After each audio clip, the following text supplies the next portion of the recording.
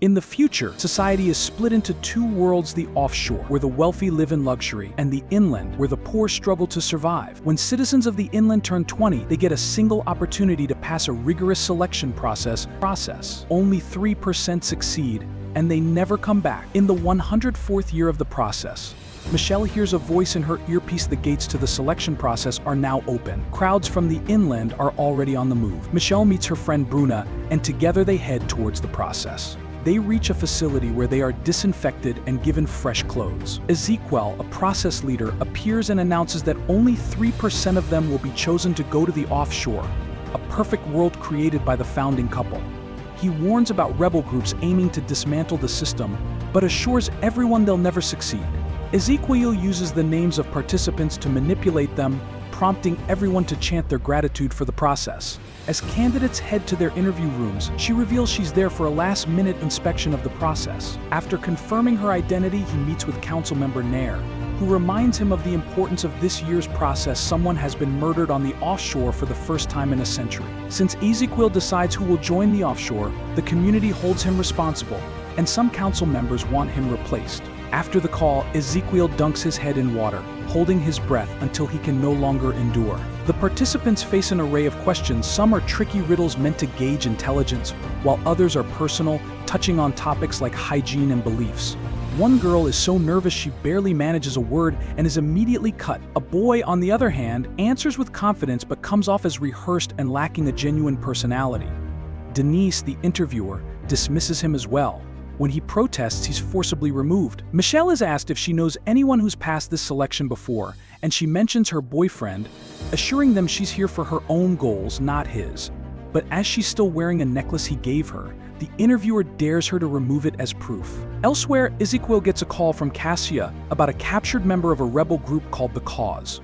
The man reveals that one of the candidates belongs to his group, though he won't say who. The approved candidates proceed to the next stage as a disgruntled, rejected participant takes a drastic leap from a balcony, ending his life. Staff quickly removed his body, reassuring the others not to worry. Moving on, all candidates undergo a registration scan. Joanna notices Raphael's ID is fake, but he still passes through the scanner undetected. The candidates are then given a stack of blocks with 3 minutes to form as many cubes as they can. A minimum of 9 cubes is required to avoid elimination. As the test begins, most participants rush to grab pieces for themselves, but Michelle notices Fernando struggling to reach from his wheelchair. She slides a few blocks over to him.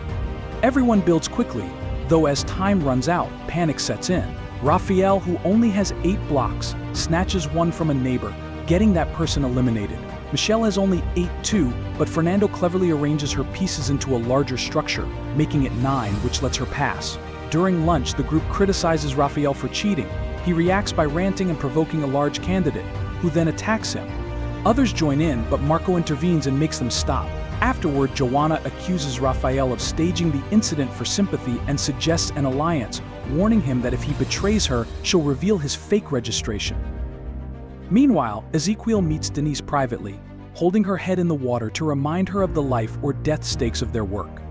He tells her he does this to himself as a ritual, and though Denise leaves, she returns shortly to thank him. Cassia soon calls Michelle and Bruna aside, blindfolds them, and reveals information about a mole. The mole lives on their block, meaning one of them could be a rebel. They deny it, but Cassia threatens to kill them both unless one confesses. Michelle remembers her rebel training. Her supposed boyfriend and necklace had just been props to gain sympathy. Her real reason for joining was revenge against Ezequiel for her brother's death. When Cassia returns, Bruna attacks and is instantly shot.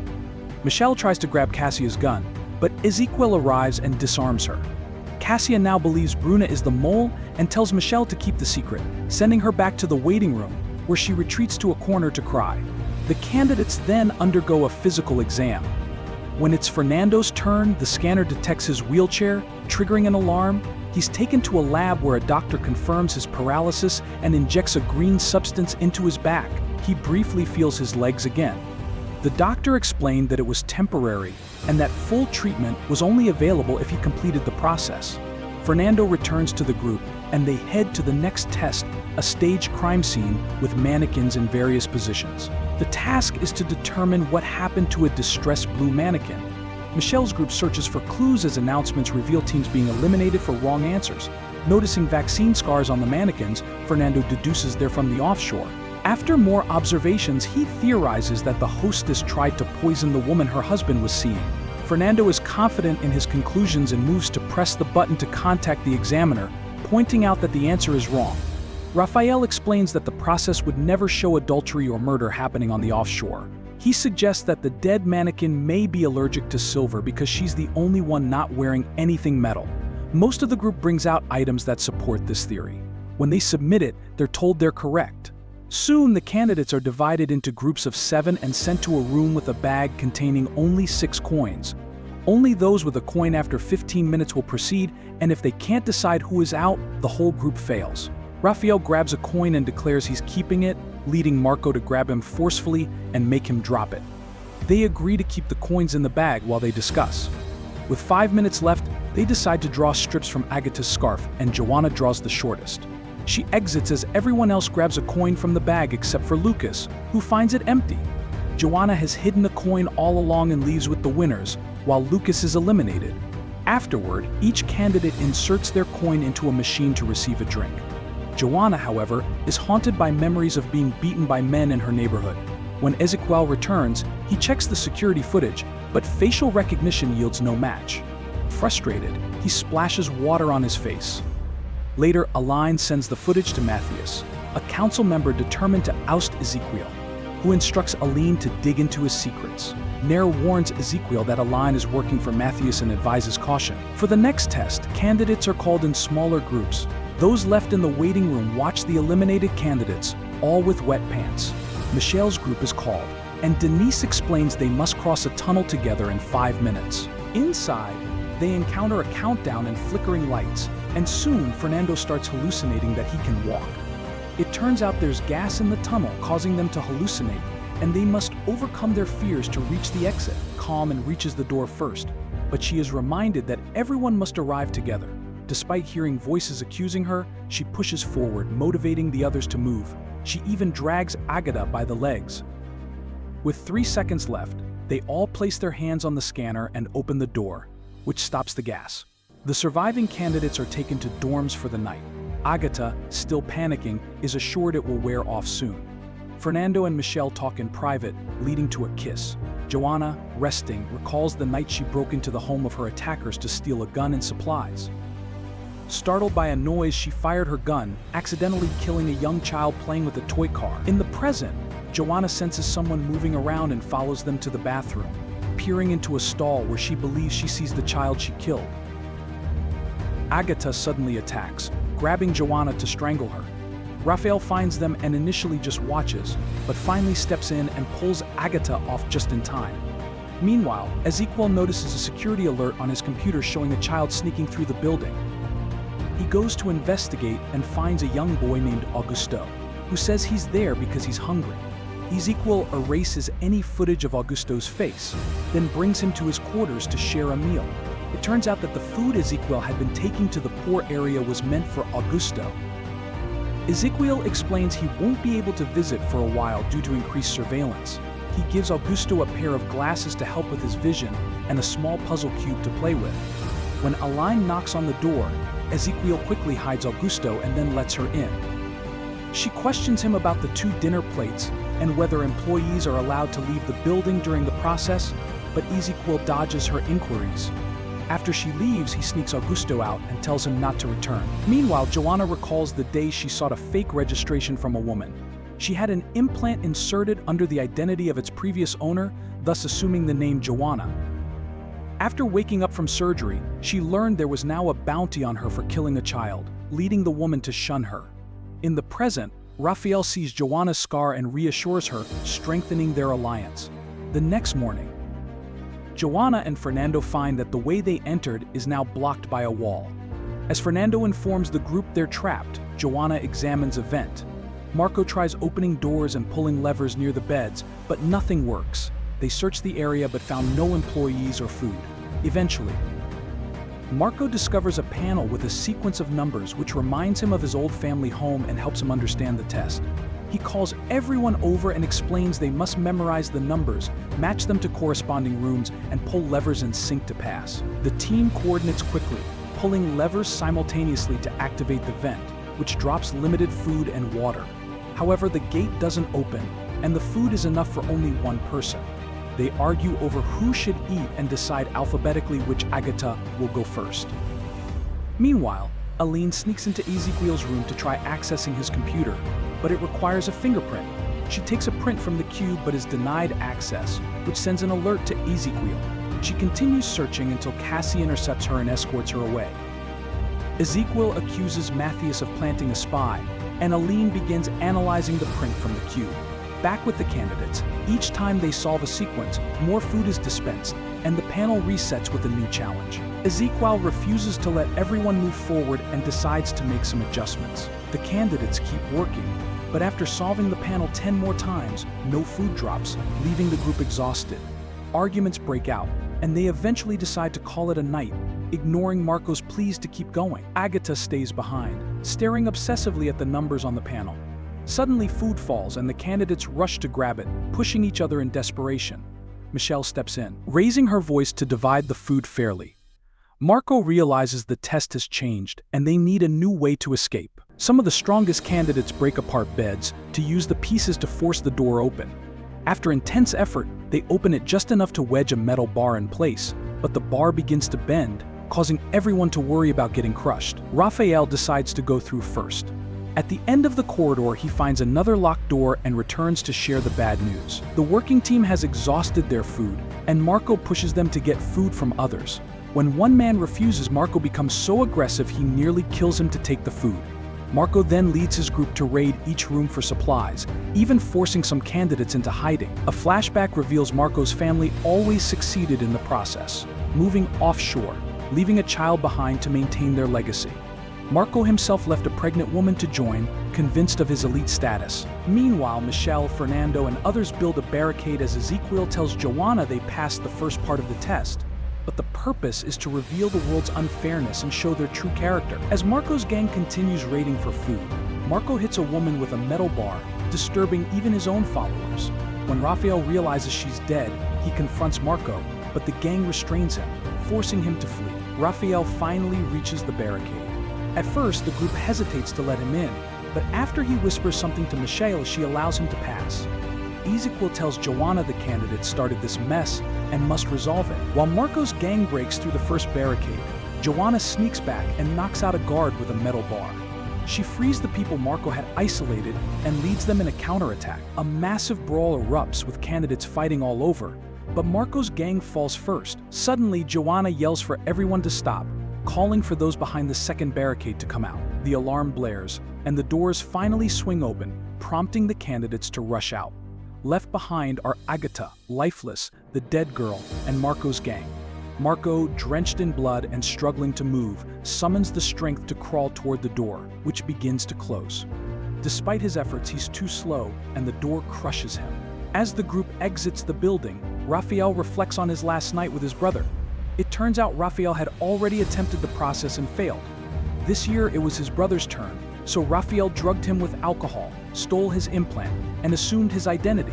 He then misled the rebels, claiming he'd found a way to re-enter the process. In a garden, the candidates meet Ezekiel, who informs them that only 9% of participants make it this far.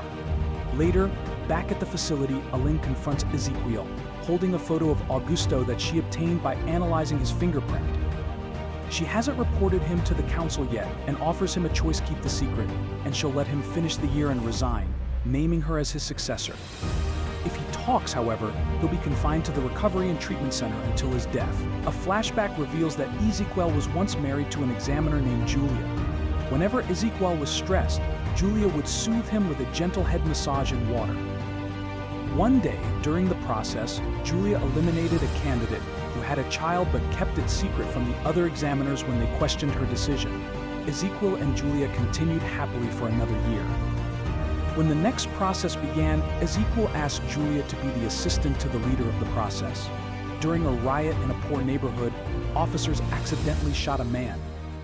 Ezekiel, Julia, and Cassia watched the incident unfold on the cameras, noticing a child watching the officers from a distance. After Ezekiel and Cassia left, Julia took a closer look at the child and broke down when she realized it was Augusto. Later, Julia dealt with a candidate who complained about being unfairly eliminated. This comment triggered Julia, leading her to assault the candidate until another employee intervened. Afterward, Ezekiel told Julia that working in the process might not be suitable for her and suggested she return to the offshore, making her believe he wanted to rid of her. Julia, however, insisted that she was fine and should stay. Yet, when alone, Julia couldn't stop looking at a picture of Augusto. The next year, while Ezekiel focused on the new process, Julia used the computer to search for Augusto's address, affecting her sleep patterns. Ezekiel grew suspicious.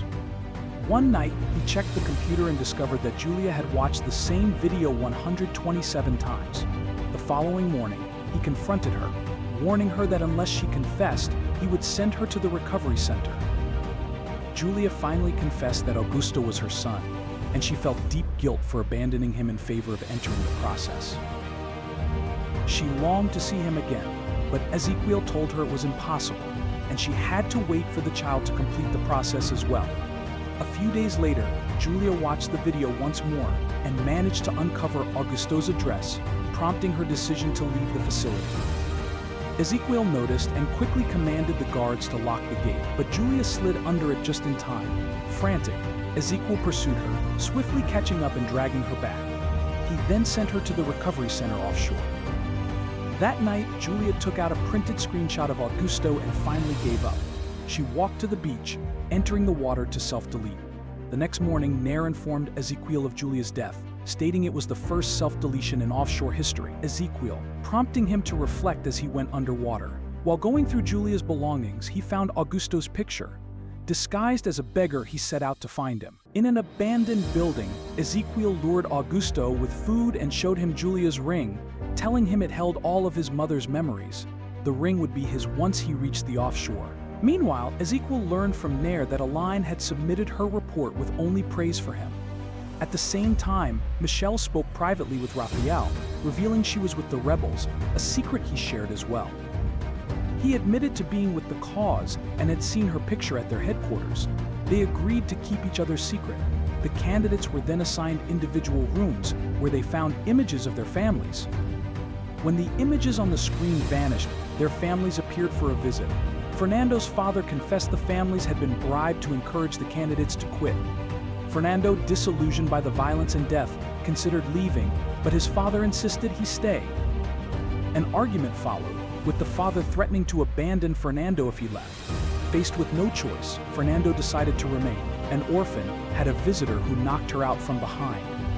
When she regained consciousness, the man revealed he had come to collect the bounty on her head, but was now pretending to be her father to claim the reward. If she didn't cooperate, he would kill her. Joanna agreed to play along, but once freed, she punched him and tried to flee.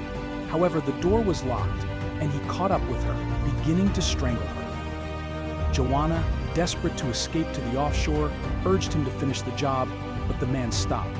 He revealed he was sent by Ezekiel to test her loyalty to the process, making sure she wasn't just running from bounty hunters. She had passed.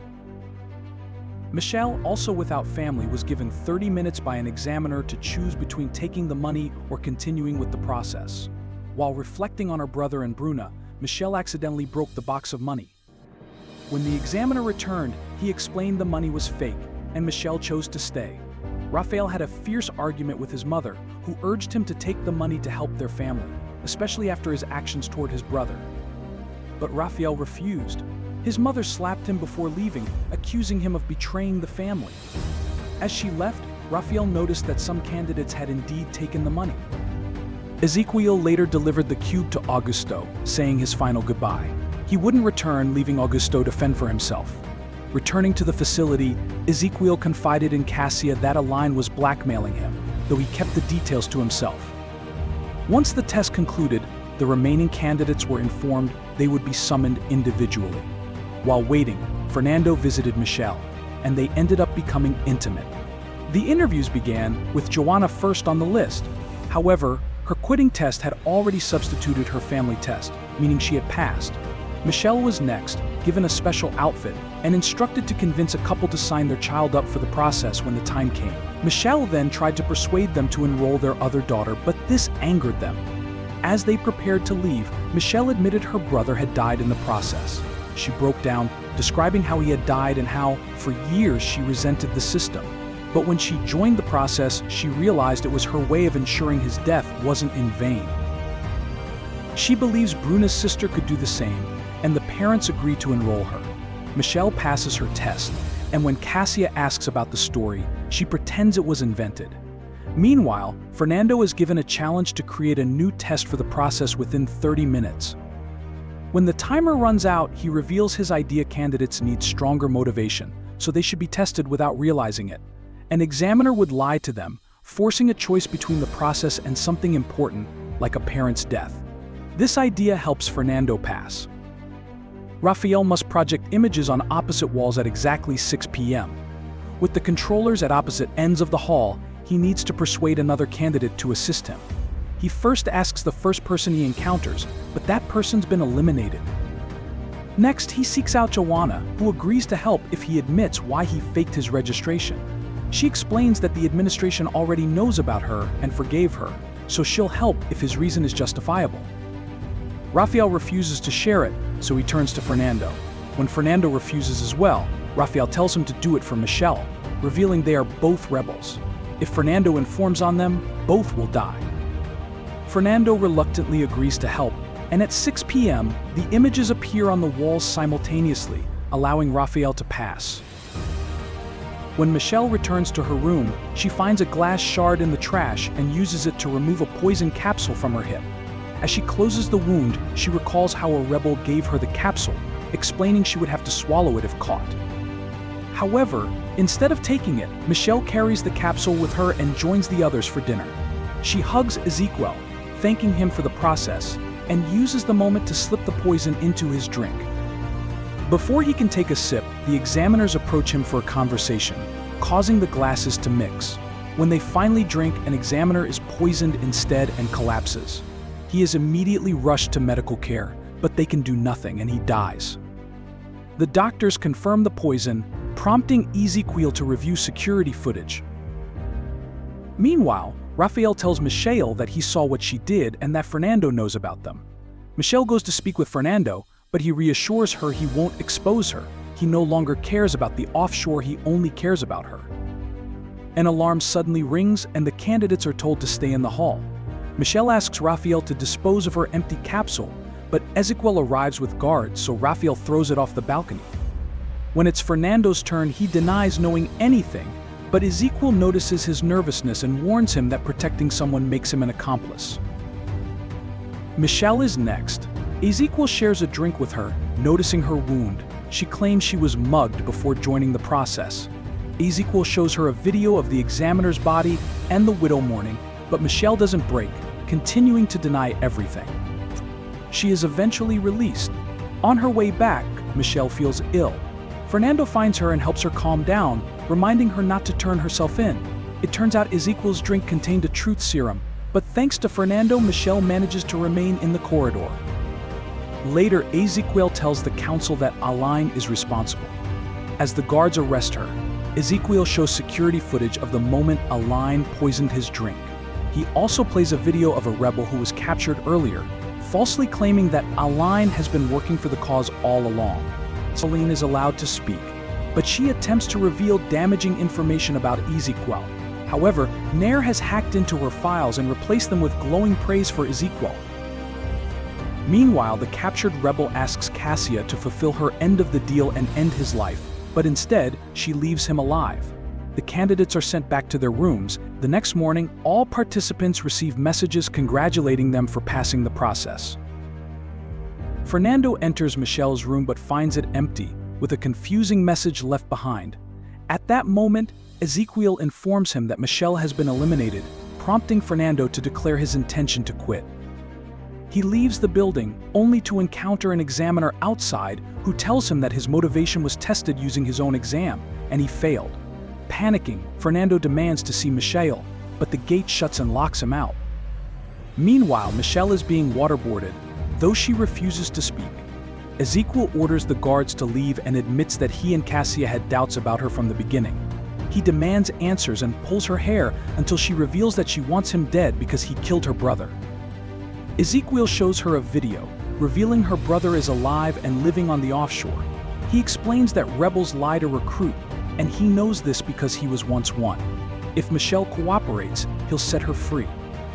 She refuses, so Ezekiel leaves her with more videos of her brother. Elsewhere, Ezekiel speaks with Nair, who now knows about Augusto from Alliance files and declares she won't support him anymore. The winners are sent to the garden for purification, but Cassia takes Joanna to an office. In the garden, Ezekiel announces that the candidates must take a sterilizing vaccine, explaining there are no children on the offshore because heredity was the main injustice of the old world. The true path to a superior society is merit. The winners are given time to reconsider, as they can still choose to leave. Raphael watches most of the candidates go through purification, and after some hesitation, he agrees to take the vaccine too, who spent hours watching videos of her brother. He tells her that she should seek revenge for the real victims, like Bruna and the poisoned examiner. Finally, Michelle breaks down and tells Ezekiel where she was meant to meet her rebel handler in case she was eliminated. Soon, guards arrive at her neighborhood and arrest the handler. Satisfied, Ezekiel gives Michelle the vaccine and welcomes her to the offshore, explaining that only those who have seen both sides can truly understand their convictions. She'll first be sent to the recovery center, but her brother will be able to visit her there. There are more rebel spies, but Michelle assures him there are none. Afterward, Ezekiel meets with Joanna, presenting her with a final test. He shows her a live feed of the man who attacked her before she entered the process and offers her the chance to kill him with the press of a button. Joanna hesitates but ultimately refuses, saying she's not a killer. When Ezekiel calls her weak, Joanna retorts, laughing, that he's the weak one. Having lost all his humanity, she leaves the building and meets Fernando, telling him Michelle won't be coming, and they both decide to leave together, where Fernando sees his father but chooses not to speak to him. Back at the facility, Ezekiel is consumed by the weight of all the deaths, throwing a bottle at the water bowl before letting the wine pour over his head. Michelle joins the other winners, and they soon arrive at the offshore.